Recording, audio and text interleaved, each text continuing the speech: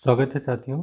दृष्टि quick book के summary lecture में हम लोग पढ़ रहे थे मुगल काल। आज ये मुगल काल का लास्ट टॉपिक है, क्योंकि अब ये उत्तर मुगल काल के नाम से जाना जाएगा। आप देखेंगे जो औरंगजेब है, उनके उत्तराधिकारी जितने आते हैं, उसके बाद मुगल साम्राज्य के पतन का दौर प्रारंभ होता है।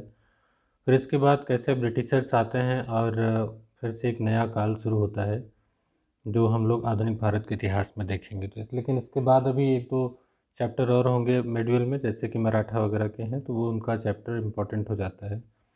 उत्तर मुगल काल से क्वेश्चन अक्सर कर पूछे जाते हैं। इसकी खास बात यह है कि इसमें शासक कई हैं, जिसकी वजह से कन्फ्यूज़न बहुत होता है। तो शासक को लेकर कन्फ्यूज़ नहीं होना है।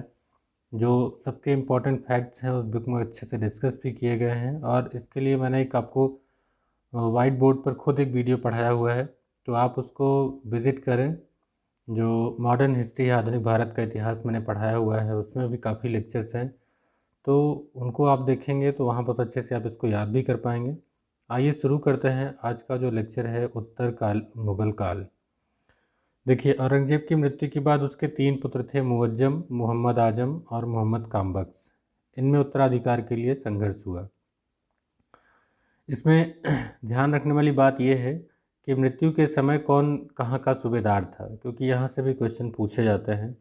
तो मुअज्जम था काबुल का, और आजम था गुजरात का, तथा कामबख्श था बीजापुर का। तो इसमें जो मुअज्जम था वो बाद में सफल होता है युद्धों में। मुअज्जम का नाम होता है बहादुर शाह। तो वो बहादुर शाह प्रथम के नाम से शासन करता है, वो शासक बनता है। तो आप देखेंगे कि इसमें जो शासक बनेगा वो बनेगा मुअज्जम। ये युद्ध कैसे होता है, तो 1707 का जजाऊ का युद्ध है। ये आगरा धौलपुर के पास में है। इसी स्थान पर संघर्ष होता है। यहाँ मुअज्जम जो बहादुर शाह प्रथम है, जो इसके बाद औरंगजेब के बाद शासक बनता है, ये मुअज्जम, तो इसने मुगल सिंहासन पर अधिकार कर लिया। इसके बाद इसने बहादुर शाह प्रथम की उपाधि धारण करी, और बाद में एक बीजापुर के निकट भी युद्ध होता है, जिसमें ये अपने कामबख्श जो भाई था 1700, उसको भी पराजित करता है। तो मेन था जजाऊ का युद्ध, जो कि 1707 में लड़ा गया, जिसमें मुअज्जम की विजय होती। तो बहादुर शाह प्रथम का जो कार्यकाल होगा वो 1707 से 1712 में होगी। ठीक है। तो औरंगजेब की मृत्यु के बाद शासक कौन बना? बहादुर शाह प्रथम, यानी कि मुअज्जम। अब इसका खास बात यह है कि वह समझौता और मेल मिलाप की नीति का अनुसरण करता है। इसीलिए जो शाही गुट हैं या जो भी और भी गुट थे, उनका सबका सहयोग मिलता है, और उसने बड़ी चतुराई से सिख साम्राज्य के साथ भी मेल मिलाप स्थापित किया। तो उस समय गुरु थे 10वें गुरु गुरु गोविंद सिंह। तो उन्होंने उनके सम्मान में उनको उच्च मनसब प्रदान किया। लेकिन उनकी मृत्यु के बाद उनके एक सिख नेता आते हैं, बंदा बहादुर। तो इनके नेतृत्व में पंजाब में सिखों ने बगावत कर दी। तो इससे क्या होता है कि बहादुर शाह इनके खिलाफ कड़ी कार्रवाई करते हैं। लेकिन इसी नेता के खिलाफ लड़ते हुए एक सैन्य अभियान के दौरान 1712 में बहादुर शाह प्रथम की मृत्यु हो जाती। अब बहादुर शाह की मृत्यु के बाद देखेंगे तो शासक आते हैं जहांदार शाह। दरअसल बहादुर शाह के जो पुत्र थे, बहादुर शाह प्रथम के यानी कि मुअज्जम के 4 लड़के थे, जहांदार शाह, अजीमुस्सान, रफ़ीउस्सान, जमान शाह। तो इसमें जो सफल होता है वो होता है जहांदार शाह। तो अगला शासक आएगा जहांदार शाह। तो एक बार पहले इसका क्रम ही देख लेते हैं, क्योंकि यहाँ से थोड़ा सा माइंड मेकअप हो जाएगा, तो आप बहुत अच्छे से याद रखेंगे। तो याद रखिए, बहादुर शाह प्रथम, जहांदार शाह, इनको दोनों को पहले याद रखिए। बहादुर शाह प्रथम और जहांदार शाह, इनका कार्यकाल है 1707 से 1712 और 1712 से 1713। तो ये है इनका जहांदार शाह। अब इनसे संबंधित क्या प्रमुख बातें हैं, अच्छा एक बार पढ़ लेते हैं, तो इसको रिवाइज करते हैं, तो आपको बहुत अच्छे से इसको मैं याद कराने की भी कोशिश करूँगा। जो दूसरे हैं जहांदार शाह। हाँ, एक बात यहाँ और छूट गई कि जो बहादुर शाह प्रथम थे, इनको कहा जाता था साहे बेखबर। तो ये उपनाम भी कि लोग क्या देते थे, क्योंकि उनको शासकीय क्षमता में इनकी अभिरुचि नहीं थी, इसलिए इनको कहा जाता था साहे बेखबर। इस उपनाम से इनको जाना जाता था। इसी प्रकार अगर जहांदार शाह को देखें, तो जहांदार शाह का जो शासनकाल आएगा, तो इनके शासनकाल में जुल्फ़िकार का सहयोग काफ़ी मिलता है। हिंदू और मराठा राजाओं से ने मैत्रीपूर्ण संबंध बनाए रखा। हिंदुओं में प्रमुख देखें तो आमेर के राजा जयसिंह को उन्होंने मिर्ज़ा सवाई जयसिंह की पदवी उपाधि दी थी और मालवा का सूबेदार बनाया था। और जो मराठों से संबंध की बात करें तो उस समय जो साहू जी थे उनको कुछ शर्तों के साथ दक्कन के चौथ और सरदेश मुखी वसूलने का अधिकार दिया। इन्हीं जहांदार शाह के समय जजिया कर पर रोक लगा दी गई और वित्तीय व्यवस्था में सुधार के लिए राजस्व वसूली का कार्य जो है वो ठेके पर देने की नई व्यवस्था बनाई गई, जिसे कहते हैं इजारा व्यवस्था। तो जहांदार शाह से यहाँ देखेंगे आप तो दो तीन प्रमुख बातें हो जाती हैं कि इनकी जैसे उनको कहा जाता था साहेब बेखबर, वैसे ही इनको कहा जाता था लंपट मूर्ख। तो ये थोड़ा सा उपनाम जो लोग दरबारियों ने दिया, साहेब बेखबर और लंपट मूर्ख। इसी प्रकार आप देखेंगे तो फर्रुखसियर को कहा जाएगा घृणित कायर, ये इसको यहाँ भी दिया हुआ है घृणित कायर। तो यहीं से देख लेते हैं कि बहादुर शाह प्रथम साहेब खबर, जहांदार शाह लंपट मूर्ख और फर्रुखसियर साहेब खबर घृणित कायर, साहेब खबर, जहांदार शाह लंपट मूर्ख, फर्रुखसियर घृणित कायर। तो तीनों के उपनाम भी याद रखेंगे। इनका जो कार्यकाल है 1713 से 1719, तो ये देखेंगे तो ये 1707 से लेकर 1719 में 3 शासक आते हैं। तो इजारा व्यवस्था कौन शुरू करता है? जहांदार शाह। ठीक है, इसमें जो फर्रुखसियर का नाम आता है महत्वपूर्ण, इनका जो कार्यकाल है 1713 से 1719। तो 1717 में देखेंगे तो एक इन्होंने शाही फरमान दिया था। इस शाही फरमान के जरिए अंग्रेज़ों को काफ़ी व्यापारिक छूट दी गई थी और इसको कंपनी ने खुश होकर के उसे कहा था कंपनी का मैग्ना कार्टा। तो फर्रुखसियर का ऐतिहासिक तथ्यों में बड़ा महत्व है, भले ही इतिहास में उतना महत्व ना हो, क्योंकि 1717 का जो शाही फरमान है वो अंग्रेज़ों को अपने पैर यहाँ जमाने में बहुत महत्वपूर्ण भूमिका निभाता है। तो फर्रुखसियर से संबंधित प्रमुख बातें देखते हैं। फर्रुखसियर से संबंधित बातें क्या हैं? तो 1713 से 1719 इनका शासनकाल था। इनके शासनकाल में थे सैयद बंधु।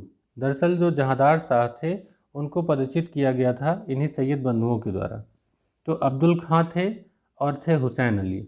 चूँकि उन्होंने उनको परास्त करके फर्रुखसियर को शासक बनाया था, इसलिए अब्दुल्ला खां को बनाया गया वजीर और हुसैन अली को बनाया गया मीर बख्शी। तो दोनों बहुत महत्वपूर्ण पद दिए गए। और इन सैयद बंधुओं ने लोगों का समर्थन प्राप्त करने के लिए जजिया को पूर्णतः समाप्त कर दिया। तो किसके काल में जजिया को पूर्णतः समाप्त कर दिया गया? तो फर्रुखसियर के काल में। और जो तीर्थ यात्रा पर कर लगता था वो भी समाप्त कर दिया।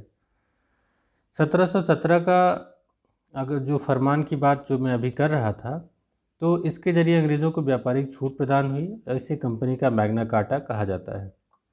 जो फर्रुखसियर हैं इन्हीं के काल में सिख नेता बंदा बहादुर को मृत्युदंड दे दिया गया। सैयद बंधुओं का हस्तक्षेप ज़्यादा बढ़ गया इनके शासनकाल में, तो फर्रुखसियर इनके खिलाफ ही षड्यंत्र रचने लगा, लेकिन दांव उल्टा पड़ गया। जो सैयद बंधु हैं उनको ये बात पता चल जाती है और उन्होंने फर्रुखसियर को सिंहासन से अपदस्थ कर दिया और हत्या करवा दी। ये जो सैयद बंधु हैं, बार बार इनका नाम इसलिए आ रहा है, आप इनको देखेंगे किंग मेकर माना जाता है। ठीक है, तो ये फर्रुखसियर से लेके फर्रुखसियर, रफ़ीउद्दर्जात, रफ़ीउद्दौला, मोहम्मद शाह सभी को शासक बनाते हैं। 4 शासक ये बनाते हैं। तो जो ये पूछा जाता है कि कौन है ये सैयद बंधु, तो सैयद बंधु एक्चुअली 2 भाई हैं, अब्दुल्ला खां और हुसैन अली। और पूछा जाता है कि इनको पद कौन सा मिला था, तो अब्दुल्ला खां थे वजीर, हुसैन अली थे मीर बख्शी। अभी इनका रोल आगे भी आएगा।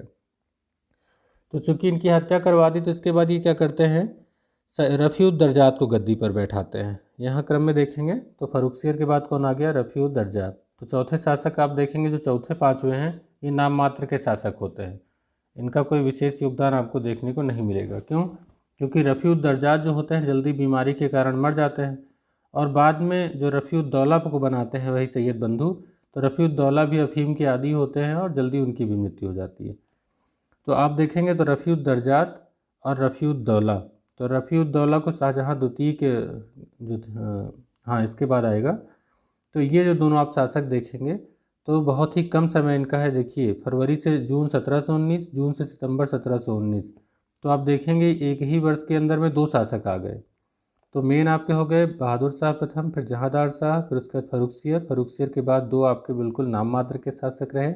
अब इसके बाद चौथा आपको इम्पोर्टेंट याद रखना है मोहम्मद शाह, लेकिन क्रम में तो सारे याद रखने हैं क्योंकि क्रम इनका पूछा जाता है और अक्सर कर यहीं से क्रम पूछा जाता है। ठीक है, तो आइए आगे देखते हैं। इसके बाद आएगा मोहम्मद शाह। तो मोहम्मद शाह और अहमद शाह का नाम थोड़ा याद रखिएगा। इनका याद इसलिए रखेंगे क्योंकि जो नादिर शाह का आक्रमण हुआ था और अहमद शाह अब्दाली का, तो ये इनके काल का सबसे महत्वपूर्ण है। तो ये मोहम्मद शाह है ना, मोहम्मद शाह को मोहम्मद शाह रंगीला के भी नाम से जाना जाता है, तो ये भी याद रखेंगे। तो यहाँ पर एक आपको फैक्ट आपको देखने को मिल जाएगा। आइए चलिए आगे पढ़ते हैं। तो रफ़ीउद्दौला जो थे शाहजहाँ द्वितीय के पुत्र, मोहम्मद शाह को सैयद बंधुओं ने अगला मुगल शाह बनाया। तो इसीलिए फ़र्रुखसियर, रफ़ीउद्दरजात, रफ़ीउद्दौला, मोहम्मद शाह के बाद ये चारों लोगों को जब इन्होंने बनाया तो इनको कहा जाता है किंग मेकर, यानी कि राजा बनाने वाले। तो देखिए विभिन्न गुटों में इनका नाम दिया गया है सैयद बंधुओं को। तो इन्होंने कुल 4 लोगों को बनाया, इनका नाम भी मैंने जो पढ़ा भी आपको दिया हुआ है। ये 2 भाई थे, अब्दुल्ला खां और हुसैन अली। तो इनके जो विरोधी नेताओं में थे तुरानी दल के चिनकिलिज खां थे, निज़ामुल मुल्क। और होता क्या है कि बाद में इन दोनों भाइयों की हत्या कर दी जाती है। दरअसल यही मुबारक शाह देखता है कि हमसे आने वाले पहले शासकों को ये शासक बनाते हैं और जब चाहते हैं अपने अनुसार कठपुतली की तरह चलाते हैं, और जब नहीं चल पाते हैं तो उनकी हत्या करवा देते हैं, उनको अपदस्थ कर देते हैं। तो यहाँ दांव उल्टा पड़ जाता है और मुबारक शाह ने इन्हीं दोनों की हत्या करवा दी। अगर गुटों की बात करें तो ईरानी गुट के अलावा तुरानी गुट, ईरानी गुट, अफ़गानी गुट ये भी थे।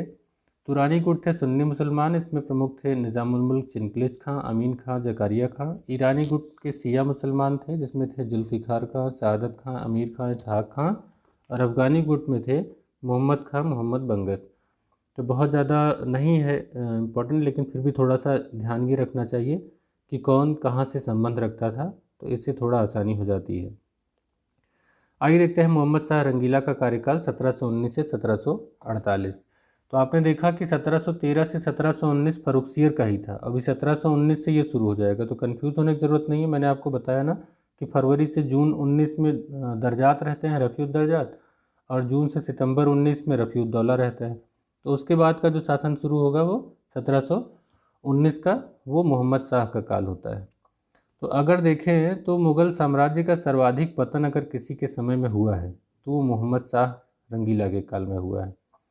कारण क्या था कि इसके शासनकाल में अनेक स्वतंत्र राज्यों का उदय हुआ। तो इनको मिलान के लिए आता है, ये क्वेश्चन कई बार पूछा गया है, इसको याद कर लीजिएगा। बंगाल का स्वतंत्र उदय होता है मुर्शीद कुली खां के नेतृत्व में। इसके बाद जब आधुनिक भारत का इतिहास पढ़ेंगे, बंगाल का पढ़ेंगे, तो वहाँ याद रखेंगे कि वहाँ पर क्रम कौन से हैं। तो आप देखेंगे ये क्रम में आते हैं यहाँ से। अवध का स्वतंत्र अस्तित्व आया सआदत खान के नेतृत्व में। तो मुर्शिद कुली खान ने बंगाल में, सआदत खान ने अवध में, और जो चिनकिलिज खां था निज़ामुल मुल्क, इसने हैदराबाद की स्थापना की। स्थापना तो देखिए शुरू से थी, लेकिन वहाँ पर स्वतंत्र राज्य की स्थापना, अपनी स्वतंत्र सत्ता। और चूड़ामन व बदन सिंह ने भरतपुर में अपनी स्वतंत्रता स्थापित की। तो इसको याद रखिए क्योंकि ये मिलाने के लिए पूछा जाता है, बंगाल, अवध, हैदराबाद, भरतपुर। तो बंगाल में कौन सा हो गया, मुर्शिद कुली खां, अवध में सआदत खां, हैदराबाद में निज़ामुल मुल्क चिनकिलिज खां, और भरतपुर में चूड़ामन व बदन सिंह। ठीक है। जो रही सही कसर थी उसको पूरी कर दी नादिर शाह ने। तो 1739 के आसपास में नादिर शाह का आक्रमण होता है, मोहम्मद शाह के शासनकाल में ही नादिर शाह का आक्रमण होता है। लेकिन नादिर शाह को ईरान का नेपोलियन कहा जाता है, और जब वो आया दिल्ली तो उसने तबाही मचा दी और पूरा उसने लूट लिया। तो नादिर शाह के उत्तराधिकारी जो थे अहमद शाह अब्दाली, उन्होंने भी विशाल सेना के साथ पंजाब पर आक्रमण किया था। और मैंने आपको बताया है कि इनका जो मोहम्मद शाह थे, ज़्यादातर समय इनका हरम में बीतता था और विलासी आचरण के होने के कारण ये रंगीला कहलाते हैं। तो आप देखेंगे कि इनका जो शासनकाल है, मुग़ल साम्राज्य का सर्वाधिक तेज़ी से पतन हुआ। इसके बाद देखेंगे क्या है तो अहमद शाह बहादुर, अहमद शाह अब्दाली, इनके समय में अहमद शाह अब्दाली देखिए होता तो आक्रमण मोहम्मद शाह के समय में है, लेकिन अगर ज़्यादातर आक्रमण देखिए अहमद शाह अब्दाली के तो वो इन्हीं के समय में होते हैं। तो अहमद शाह के समय एक थी राजमाता ऊधम बाई।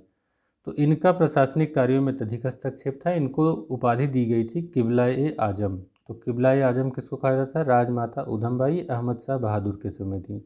इनके समय में खिजड़ों के सरदार थे जावेद खां, इनको नवाब बहादुर की उपाधि दी गई थी। तो एक यहाँ मराठा सरदार आप देखेंगे मल्हार राव थे, तो उनके सहयोग से जो गाज़ीउद्दीन था इमादुल मुल्क, उसने सफदरजंग को अपदस्थ करके मुग़ल साम्राज्य का वजीर बन गया था। तो वजीर भी आप देखेंगे तो षड्यंत्रों का क्रम बन गया था कि दूसरे राज्य से सहयोग प्राप्त करके वजीर भी बदल जाया करते थे। तो वजीर इमादुल मुल्क ने मराठों के सहयोग से ही अहमद शाह को अपदस्थ कर आलमगीर द्वितीय को मुगल बादशाह बनाया। तो अब आप देखेंगे जो अगला शासक आएगा वो आलमगीर द्वितीय आएगा। अब यहाँ से आप देखेंगे तो ज़्यादातर शासक जो होंगे वो द्वितीय होंगे। आलमगीर द्वितीय, शाह आलम द्वितीय, अकबर द्वितीय, बहादुर शाह द्वितीय। ठीक है, तो यहाँ से ज़्यादातर शासक जो आएंगे वो द्वितीय आएंगे। तो दो आक्रमण होते हैं, एक प्रमुख नादिर शाह का आक्रमण और एक है अहमद शाह अब्दाली का आक्रमण। यहाँ से संबंधित क्वेश्चन आते हैं, थोड़ा इनको देख लेते हैं। तो नादिर शाह फारस का शासक था, ईरान का नेपोलियन नाम से जाना जाता था। जो मोहम्मद शाह हैं उनके शासनकाल में 1738-39 के बीच में इसने भारत पर आक्रमण किया। जो अहमद शाह अब्दाली था इसको कहा जाता था दुर्रे दुरानी या युग का मोती। इसने मोहम्मद शाह के कार्यकाल में भारत पर आक्रमण किया, लेकिन इसने कुल 7 आक्रमण किए। ज़्यादातर आक्रमण थे वो अहमद शाह के कार्यकाल में किए। 1761 में आप देखेंगे पानीपत का तृतीय युद्ध, जिसमें मराठों की सर्वाधिक क्षति होती है और जो ये डिसाइड कर देता है कि अब दिल्ली पर राज कौन करेगा। तो और ये डिसाइड हो जाता है कि मराठे अब कमज़ोर हो चुके हैं। 1761 में अहमद शाह अब्दाली और मराठों के बीच पानीपत का तीसरा युद्ध लड़ा गया था। 1767 ईस्वी में भारत पर इसने अंतिम आक्रमण किया और जो इसने अपने जीते हुए साम्राज्य हैं उनकी सूबेदारी जो है रुहेला सरदार थे नजीबुद्दौला, उनको सौंप दी थी। यही मुगल साम्राज्य का मीर बख्शी था। तो ये अहमद शाह अब्दाली का हो गया। और जो नादिर शाह है आप देखेंगे तो नादिर शाह और मुगल सेनाओं के बीच में 1739 में करनाल का युद्ध होता है। तो लेकिन इसमें मुगलों की हार हो जाती है, मोहम्मद शाह को बंदी बना लिया जाता है। तो नादिर शाह दिल्ली में 50 दिन तक रहा और लगातार लूटपाट करता रहा। जाते समय वह प्रसिद्ध ले गया राज सिंहासन तख्ते हाउस, और जो कीमती हीरा था कोहिनूर वो भी वापस ले गया। तो आप देखेंगे कि यहीं से मुगल साम्राज्य से कोहिनूर हीरा जो है वो चला जाता है। तो नादिर शाह और अहमद शाह अब्दाली इन दोनों से क्वेश्चन पूछे जाते हैं, जिनको यहाँ पर बहुत अच्छे से डिस्कस भी किया गया है। अब इसके बाद देखेंगे अगला नाम आता है आलमगीर द्वितीय का। तो आलमगीर द्वितीय जो हैं वो अहमद शाह बहादुर के बाद आएंगे। तो क्रम नहीं भूलना है, शुरुआत में आपके हो गए बहादुर शाह प्रथम, फिर उसके बाद जहांदार शाह आते हैं, उसके बाद 4 लोगों को बनाते हैं जो अली बंधु थे। उनको किसको फर्रुख सियर, एक साल में 2 आते हैं, रफ़ीउद्दर्जात रफ़ीउद्दौला और फिर मोहम्मद शाह रंगीला। ठीक है, उसके बाद आते हैं अहमद शाह के बाद अब कौन आएगा, आलमगीर द्वितीय। तो क्रम भी याद रखना है, क्रम बहुत महत्वपूर्ण है। जो आलमगीर द्वितीय है तो देखिए सबके कार्यकाल उतने नहीं याद रखे, लेकिन जिनके समय में कुछ खास बातें हुई उनका कार्यकाल जरूर याद रखिएगा। तो आलमगीर द्वितीय को देखें तो छोटा सा इनका कार्यकाल जरूर था। ये इनके काल में जो इमादुल मुल्क कभी बना वजीर, तो उसके हाथों की कठपुतली बना रहा, क्योंकि उसी ने इसको शासक ही बनाया था। जो अहमद शाह थे उनको अपदस्थ करके, तो जाहिर सी बात है कि उसको वो नज़रअंदाज नहीं कर सकता था। अगर पूछा जाए कि प्लासी के युद्ध के समय, जो कि इतिहास में एक निर्णायक युद्ध माना जाता है 1757 में, तो प्लासी के युद्ध के समय कौन शासक था, मुगल शासक, तो आलमगीर द्वितीय ही था। 1758 में इमादुल मुल्क ने आलमगीर द्वितीय की हत्या करवा दी, यानी कि इनकी भी हत्या करवा दी, और बहादुर शाह प्रथम के जो पौत्र थे शाहजहाँ तृतीय, उनको सिंहासन पर बैठा दिया। तो बीच में आप देखेंगे कि शाहजहाँ तृतीय भी आ जाते हैं, जिनको सिंहासन पर वो बैठता है। हालांकि उनका बहुत यहाँ पर ऐतिहासिक महत्व नहीं है, इसलिए उनका उल्लेख भी नहीं किया गया है। और उनका देखेंगे तो एक पैरेलल चलती है गवर्नमेंट, लेकिन वो साल भर के लिए उनका महत्व रहता है, उससे अधिक नहीं है। इसके बाद जो आते हैं शाह आलम द्वितीय, तो शाह आलम द्वितीय का नाम आपने मॉडर्न हिस्ट्री में काफ़ी पढ़ा होगा, क्योंकि जो बक्सर का युद्ध हुआ था, तो बक्सर के युद्ध में देखेंगे तो जो मीर कासिम था, अवध के नवाब शुजाउद्दौला थे, उनके साथ मिलकर के इन्होंने युद्ध लड़ा था, लेकिन ये तीनों ही परास्त हुए थे अंग्रेज़ों से बक्सर के युद्ध में, और इसके बाद इनको मजबूर होकर के अंग्रेज़ों के साथ इलाहाबाद की संधि करनी पड़ी थी। तो आप देखेंगे ये शाह आलम द्वितीय काफ़ी इम्पोर्टेंट हैं ऐतिहासिक तथ्यों में, और मुग़ल साम्राज्य के पतन में भी काफ़ी प्रमुख हैं। आलमगीर के पुत्र अली गौहर, तो इनका सही असली नाम क्या था, अली गौहर था। ये शाह आलम द्वितीय नाम से अपने आप को मुग़ल बादशाह घोषित करते हैं, और ये ऐसे शासक हैं जो कई वर्षों तक दिल्ली ही नहीं आ सके। तो दरअसल जो वहाँ का वज़ीर था वो इतना शक्तिशाली हो गया था कि वो इनको दिल्ली में प्रवेश करने ही नहीं दे रहा था, तो इसलिए ये अवध के यहाँ शरण लिए हुए बैठे थे। तो शाह आलम द्वितीय ने 1764 में जो बक्सर का युद्ध हुआ, मैंने आपको बताया है कि उसमें इन्होंने प्रतिभाग किया और परास्त हुए। तो पराजित होने के बाद 1765 में इलाहाबाद की संधि होती है, और प्रावधानों के अनुरूप क्या होता है, इनको कई वर्षों तक अंग्रेज़ों का पेंशन भोगी बन के रहना पड़ा। जो रही सही सत्ता थी वो भी चली गई। अब यहाँ सबसे महत्वपूर्ण बात क्या है कि 1772 में मराठा सरदार थे महादजी सिंधिया। तो आप सरदारों में देखेंगे तो इनका महत्वपूर्ण स्थान है। इन्होंने शाह आलम द्वितीय एक बार फिर से राजधानी दिल्ली के मुगल सिंहासन पर बैठाया। लेकिन जो सबसे बड़ा फैक्ट ये है कि शाह आलम द्वितीय के कार्यकाल में ही अंग्रेज़ों ने दिल्ली पर अधिकार कर लिया था। तो अब जब दिल्ली पर अधिकार हो गया तो मान के चलिए कि मुग़ल सत्ता अब नाम मात्र की रह गई, किलो भर की रह गई। तो इसके बाद इनके शासक बनते हैं अकबर द्वितीय। तो ये सब पेंशन भोगी हैं, जितने आएंगे सम्राट, कहने भर के सम्राट थे, इनका कोई आदेश वो प्रभावी नहीं होता था। तो ये इनका जो कार्यकाल है वो मात्र लाल किले तक सिमट करके रह गया अकबर द्वितीय का।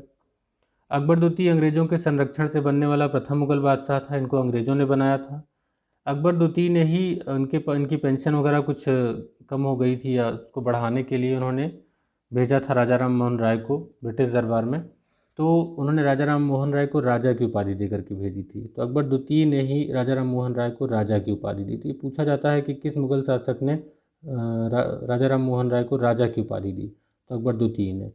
इसके बाद इनकी मृत्यु के बाद अंतिम मुगल सम्राट आते हैं बहादुर शाह द्वितीय, जो बहादुर शाह जफ़र के नाम से जाने जाते हैं, क्योंकि जफ़र नाम से शायरी लिखा करते थे। तो इनका कार्यकाल है 1837 से 1857 और इसलिए इनका नाम बहादुर शाह जफ़र भी कहा जाता है। लेकिन जब 1857 में विद्रोह होता है तो उसमें ये साथ देते हैं और रंगून इनको निर्वासित कर दिया गया, जहाँ पर इनकी 1862 में अंतिम मुगल सम्राट की मृत्यु हो गई। चूँकि अंतिम शासक थे, इसके बाद मुगल साम्राज्य का अंत हो गया। तो आप देखेंगे कि जो प्रमुख शासक आए वो कौन कौन से आए, तो ये वाला क्रम एक बार देख लेते हैं। बहादुर शाह प्रथम, जहांदार शाह और फर्रुखसियर। तो साहिब एक खबर बहादुर शाह प्रथम, जहांदार शाह लंपट मूर्ख और फर्रुखसियर देखें तो शाही फरमान जारी करने वाले घृणित कायर। तो ये आपके 3 हो गए, इनका क्रम याद रखेंगे।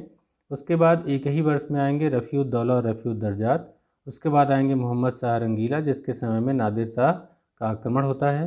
उसके बाद सर्वाधिक अहमद शाह अब्दाली के आक्रमण अहमद शाह में होते हैं, अहमद शाह नाम से भी लग रहा है। और उसके बाद आपको नाम जो मिलेंगे ये शाहजहाँ तृतीय का विशेष महत्व नहीं है, तो इसको नहीं याद रखेंगे। हालांकि क्रम में ज़रूर याद रख सकते हैं। आलमगीर द्वितीय, शाह आलम द्वितीय, अकबर द्वितीय, बहादुर शाह द्वितीय। तो ये आपके द्वितीय द्वितीय करके 4 हैं। तो जिसमें सबसे महत्वपूर्ण नाम किसका मिला आपको, शाह आलम द्वितीय का, बक्सर का युद्ध। आलमगीर द्वितीय के समय आप देखेंगे तो प्लासी का युद्ध। जो अकबर द्वितीय हैं राजा की उपाधि इनको देते हैं, और बहादुर शाह द्वितीय जो हैं बहादुर शाह जफ़र हैं। तो ये उत्तर मुगल काल के पूरे सम्राट हैं। इनका एक स्क्रीनशॉट में आपको दिया भी गया है, जिनको आप अच्छे से पढ़ सकते हैं। इसके बाद हम लोग जो मुगल साम्राज्य का एक यहाँ पर प्रैक्टिस सेट दिया हुआ है, काफ़ी बड़ा प्रैक्टिस सेट है, जिसको हम लोग एक अलग से वीडियो में लेके आएंगे, जो पूरे चैप्टर के लगभग 128 क्वेश्चन हैं। तो हम लोग उसको डिस्कस करेंगे। और उसके बाद आपका एक जो बहुत बड़ा चैप्टर था मुगल काल का, यानी कि पूरा मिडवल हिस्ट्री का, वो कंप्लीट हो जाएगा। फिर उसके बाद इस जो मिडवल हिस्ट्री है इसका जो लास्ट चैप्टर है वो आएगा मराठा साम्राज्य, जो कहीं कहीं आधुनिक भारत में पढ़ा जाता है, कहीं मध्यकालीन भारत में, लेकिन यहाँ पर मिडवल में दिया है तो हम लोग उसको मिडवल में पढ़ेंगे। तो एक प्रकार से मिडवल हिस्ट्री का लगभग अंत हो जाता है। लेकिन अभी इसमें एक चैप्टर हम लोग पढ़ेंगे इस बुक में, मराठा साम्राज्य चैप्टर। तो अभी जो अगला वीडियो हम लोग लेके आएंगे वो प्रैक्टिस सेट होगा। अगर पसंद आए तो लाइक करिएगा। मिलते हैं अगले वीडियो में अभ्यास प्रश्नों के साथ। तब तक के लिए गुड बाय।